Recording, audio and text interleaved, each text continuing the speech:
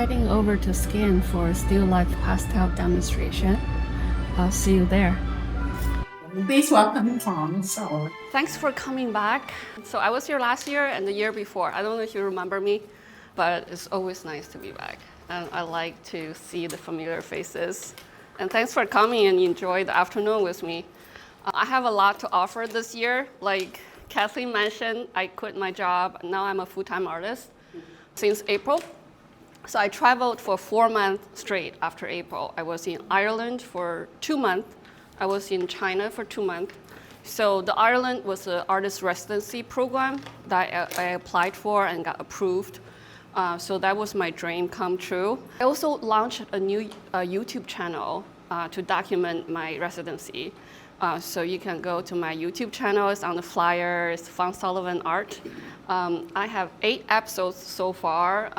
So I documented every day of my life as an artist in residency. So it's really fun. It's beautiful landscape. For this demonstration, I have a still life setup here. It's very colorful. I'm known for my use of color, so I figure it's something really fun to do with everyone. So I'm gonna start with just a quick outline sketch. I did a similar painting earlier. Just want to show you how it looks. So I basically start with the drawing of the setting outline. And it's funny, I kept all the colors I use. It's about 100 colors. That's all I need for this demonstration. So I used to pack thousands of colors with me when I travel. And I stopped doing that because this box holds 300, and I only need 1/3 of the box for this painting. And I use a lot of colors. So I think that's a good record to have. So I'm just gonna get started on this outline. This is a pastel matte. I've been using pastel matte exclusively for the last few years. It's really nice velvety texture. It's not sandpaper, but it's very similar to sandpaper. If you want to explore different paper, I recommend this one for sure. I like this dark gray color because it covers all the midtones for me. I saved a lot of time. So instead of a white piece of paper, you have to put down your dark, your medium shading and your grays and your highlights. This one is already covered, so the midtones are covered.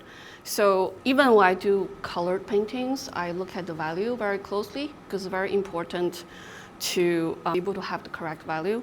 So this gives me a reference for my value. And I have a different approach. So I start with the dark tones and I go toward the mid-tone to the highlight, and the middle tone, the middle shade is already covered. So let me just start with the dark. I'm just using dark charcoal for a quick, let me see, dark charcoal for a quick outline drawing, and then we'll talk about it. So as far as the composition for a still life, I don't know if you set up still life at home. It's all about the balance to create a movement among the objects. So usually it's 3 to 5 objects you use. They're all in different shapes, preferably a different size. So what you want to do is to invite the viewer to see it in a motion so that your eyes flow with the composition. So that's the most important part. So that's why I put this beautiful, sorry if you can see, I put this beautiful red pear in the front. It's really delicious, tasty, and also good-looking pear. So this is my main subject here.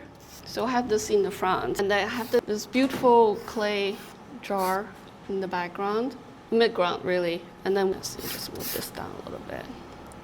Then we have this orange and lemon, and then I have a green pear here just for color. Now the background is set up to be really plain. It's just a yellow cream color. But I like the texture of the fabric because it makes the dark objects stand out more. So it's about here.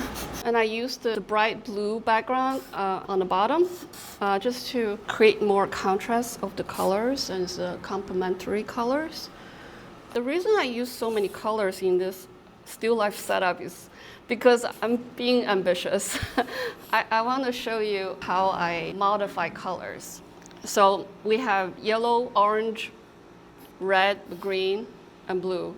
So I'm going to show you each one what I do with the colors. And feel free to ask questions if you have any. What color are you using? This is just black, just charcoal. It's really black on dark gray. It's probably not easy to see, but very soon you see color. The color really pops on the gray. So when I'm doing the outline, it's not just the outline of fruits, but also the terminator. The line between the dark and shadow is really important to define, and also where the shadow goes. So I'm looking at it as shape, not as fruits. So there might not be a clear definition of where the edge of the fruit is. It's mostly about where the shadow goes. And then we have some nice foldings of the fabric. This fabric folding really creates motion to the whole piece. And then we have a little shading here on the white background, and then a little blue peeking out here. This is about it. And there's I just want to put some interesting color flowers just to dress it up. And also the way the flower is leaning, it creates some kind of hint that you want to look that way. It's a direction. And there's some interesting shadows of the flowers on the fabric. I want to show you how I approach it. That's about how detailed I want to go for a sketch for a still life. Really not much. I want to move this pear a little bit. The thing with pastel is it's not easy to erase. So at this stage is the best time for you to move things, to change. Because once the pastel is on the pastel mat, you can't erase anymore.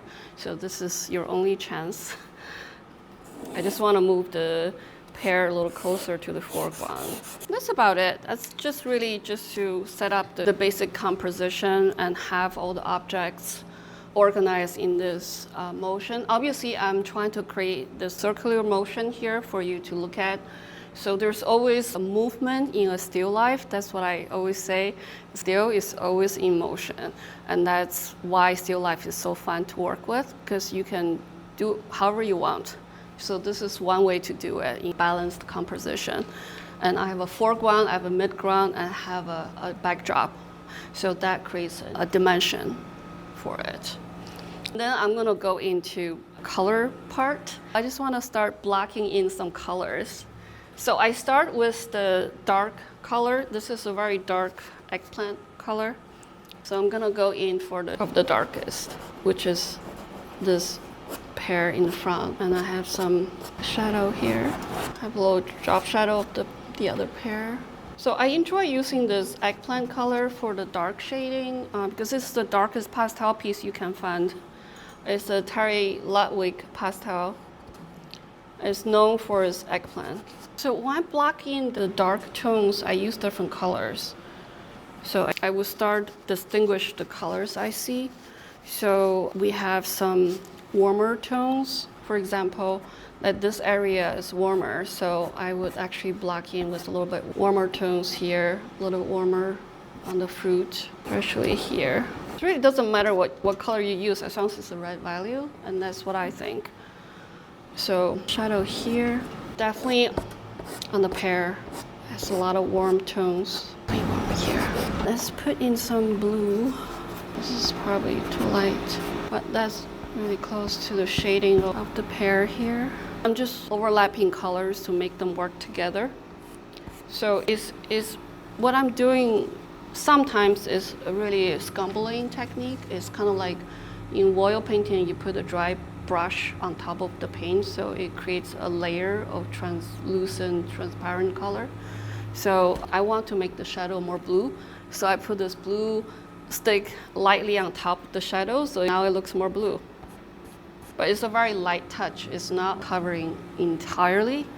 So that's the technique I use a lot because I can't carry too many colors. So I use this method to create more color. And I also use it. Basically, I pick up a stick. I want to try to do as many areas as possible before I put it down. It just saves time. So I'm just focusing on the shadows right now. I'll get all the shadows correct. Oh, this one needs to be darker. Oh, this is... it's not dark enough. Okay. I need to put down some lighter tones just to have a reference of how dark I want to go. So I want to see how light I want to go with this background. I think it's about this much. So this is my background. That's about right. It's just like constant push and pull and see value I want to go with this. And then I want to decide what color I want to go with the blue. It's about this much. I really enjoy the pure pigments of pastel. I do a lot of oil painting as well, but it's not as fun as the colors I can use in the pastel paintings. I don't usually start with the background, just because in this situation it's really important to have the right value. Oh, dark. The good thing with this paper is you can change, you can layer on top of things.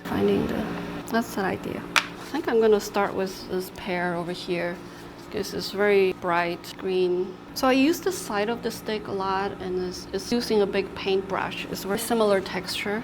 So again, I follow the value.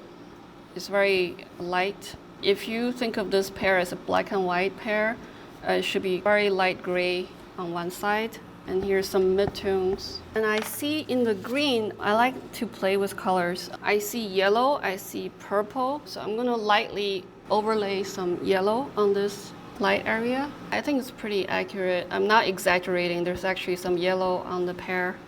But I would like to add some lavender because it kind of creates this vibration among the colors and make the green look more green.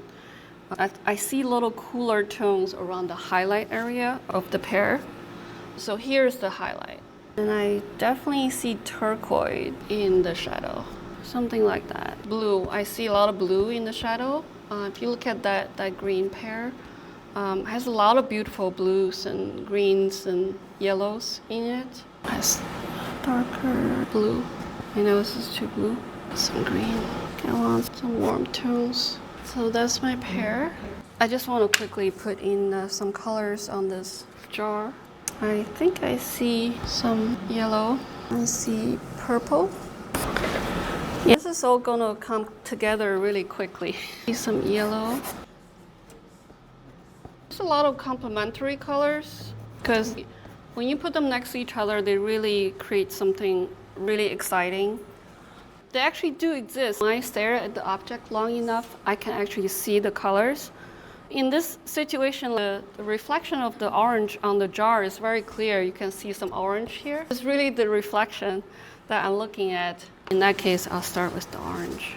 So different shades of the orange for sure. And I really enjoyed this little pit in the middle with the little green, a little touch of green, the orange.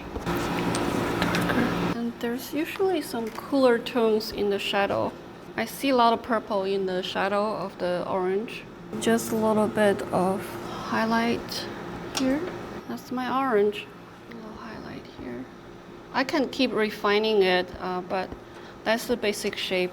There's a little bit of reflection from the nearby lemon over here.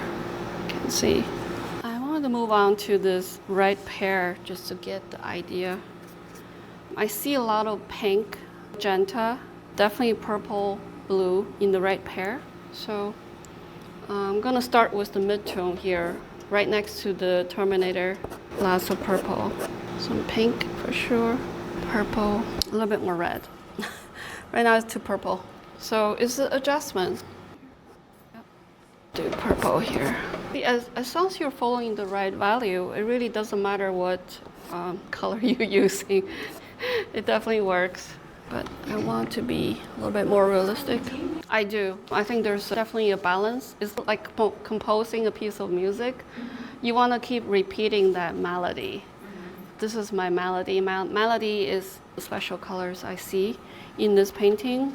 It also, I planned it with my setup already. I want to carry this kind of feeling through my painting. Definitely, there's a theme here. I'm still finding it, so I'll let you know when I find that color. So every piece is different. I don't like to repeat the same painting. I did do a similar painting a week ago. I think this one is gonna have a different mood because I'm happy to be here and then have a different mood.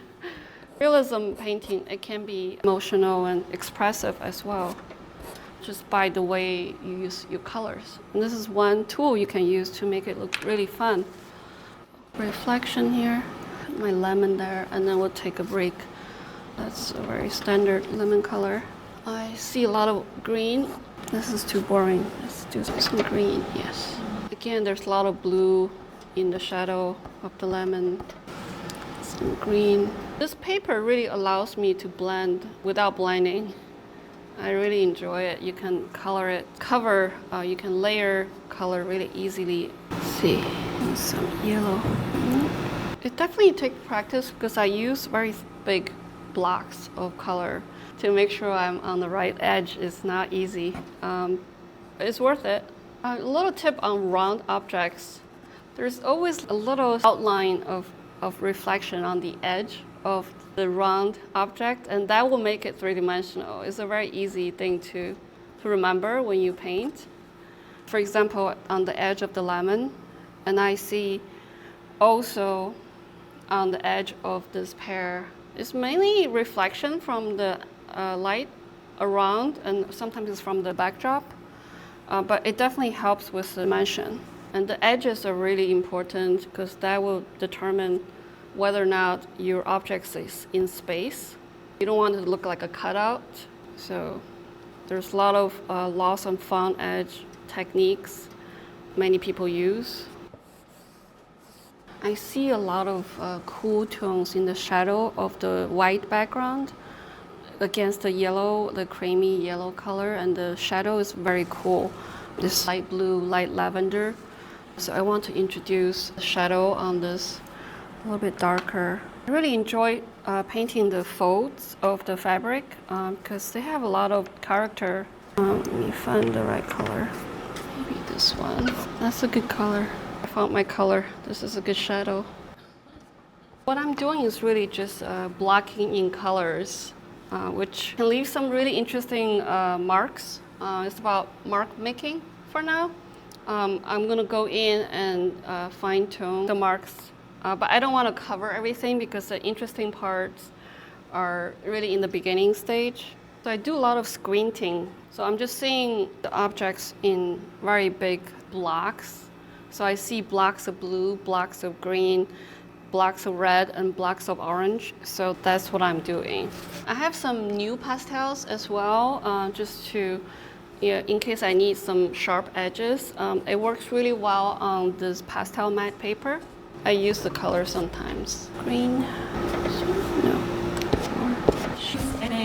Any tools to work on the edges besides the Nupastel? Do you have? I think I don't really like using my finger to blend at all because it'll make everything so blurry and boring. So I do use the Nupastel. I use it again sideways, lightly on the edge to make it blurry. But the edge is all about loss and found, so you can't blur everything. It will be very cheesy. So I do some area I want to focus and make it sharp.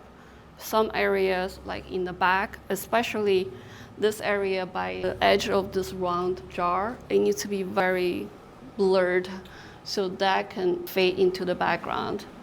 So right now I have a lot of sharp edges, but they are going to be definitely worked on, so it looks more three-dimensional. But it's very important step to set up the main look and feel. Like this is blocking in the color, blocking in the value. I want to make sure the value is correct, the colors are in the right direction, and then we'll go in and fine-tune everything. I actually will go in and add more colors. So I will add the red on the green and the green on the red. And that's just to make things more playful, more interesting. But they will still look green, they will still look red, but this is a very bright colored still life setup. So if I make everything single color and bright, it will look really busy and not tasteful. So I want to make it very tasteful and rich. So in order to have that feeling, you have to add a lot of colors, 100 colors. That's all I use. Not a lot. It's just an illusion of having a lot of colors. So you've seen, I probably only use not many strokes so far, but it already looked like it has so many colors. But the only reason that happens is because I use a lot of complementary colors. So I really make them, every stroke is a statement. Every color is a statement. I put them together. Right now, this one is 14 by 14. I do it just so you can see better. Definitely, I always step back and check, make sure everything is in the right proportion, the right relationship. Might not look very abstract. I kind of like it. Okay, I'll go in a little bit more and show you how I deal with the edges. Obviously, this is too sharp. It looks like a printmaking piece now. I want it to go a little bit more. But that's very easy with pastel. You just use the finger and it's gone. The sharp edge is gone. Let me fill up the background. This is definitely an edge I want to fix. This is too sharp.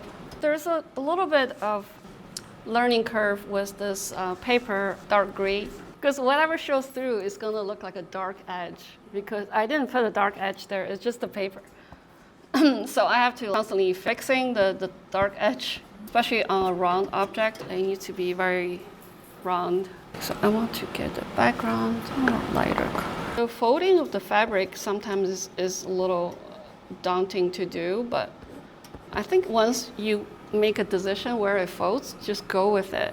Because you're not going to be able to figure out where it's folding all the time because it's so complex. And you don't want that to stop you from achieving your vision of the painting. So I wanted to fold here and it's going to fold here. I want to work on this pear a little bit because this is the main character of the show.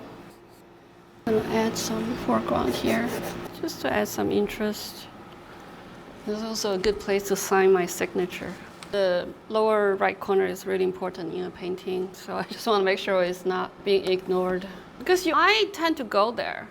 It's like when you look at a painting, you just automatically go there. If it's empty, you feel lost. Just like how human eyes work. There's something I learned recently I found really interesting. I want to talk about it and see what you think. It's about intention. So I was working on oil painting recently and I was asking, the painting looks so interesting at certain stages. Right now, I can say this is my abstract approach to a realistic painting. This is what I intended. But this is not what I intended. So I think sometimes I get lost on what I'm intending to do. As an artist, I'm trying to work with myself on deciding. So I might go this route, I don't know. But I think for now, I want to focus on getting something a little bit more impressionistic, something a little bit more realistic for my own development. I don't know if you ever think about things like that. It's interesting. Because sometimes when you don't intend something, it might look better. It's like accidents, and I do enjoy accidents in a painting. This edge, this is bad. Right? Oh, that happens. This fold is gonna take me a while to finish. This shadow of the pear is really interesting. One thing I learned is that I started getting a lot more gray, different tones of grays when I purchased pastel supply. In the very beginning, when I started doing pastel painting, I really liked bright colors. So I got a lot of bright colors and I used them. But I realized it's very important to have grays because you can't really mix them. So grays is what makes the bright color pop. Without the grays, and it's just gonna be everything the same bright. The little flowers here are just for a little icing on the cake. It's not the main character, so I'm not gonna make them very detailed. So for a reason, it's blending into the background. So this shadow is very interesting. It's casted by the pear. So I think it was this shadow that really introduced the relationship between the pear and the jar here. So it defines the space, but I need a little bit of. So this is the space, more blue. Another thing to pay attention to in still life painting is the relationship reflections. There's reflection on every object with objects next to them. So there's reflection of the table, the blue cloth on the jar, and there's reflection of the orange as well. Those are very, very subtle. You can work on those edges forever. It's really the highlight is here. It's the right highlight. Too light. I'm just getting my highlight correct. This is really fun. The pastel is very soft. When I press down too hard, it breaks. So I do use my fingers to just break up the edge sometimes, and it really makes a big difference because otherwise this looks like a cutout. Obviously, it's not. It has a lot of dimension. It's a round object. So I don't want to blend every part of the edge, but just some part, and just quickly with my finger, it would make it pop. Let's see, this needs to be lighter. I do use fingers faster. The new pastels are thinner, so it's easier to control. So I use it to go on top of the soft pastel sometimes. This only works on pastel matte. When I use other pastel paper, it doesn't go on top. So it's usually soft pastel on top of hard pastel. But in this case, I can actually go back on top of the soft pastel with the hard pastel. And to me, that's really amazing because I have a lot more colors in the new pastel that I can use now. And also they're smaller. It's easier to control for details, especially when you're doing a smaller piece. Yes, I have a set of pastel pencils in case I need to do a very detailed line, but I find it very hard to use on top of the soft pastel. It doesn't stay. So I stopped using it, except for maybe an eyelash. Other than that, I wouldn't use the pastel pencil.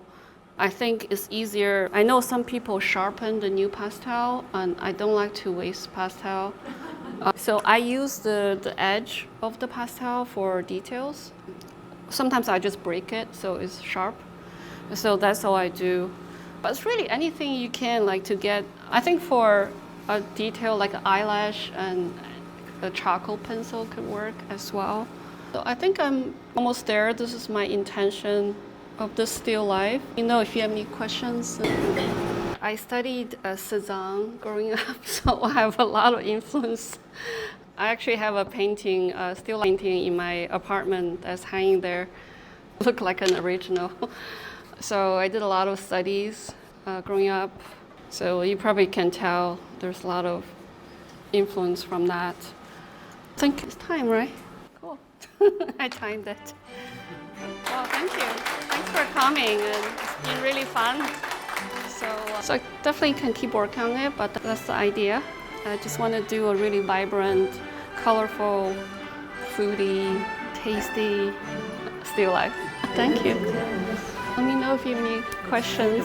It's actually really quick. I think it came alive in the first 10 minutes, really. Thanks for coming.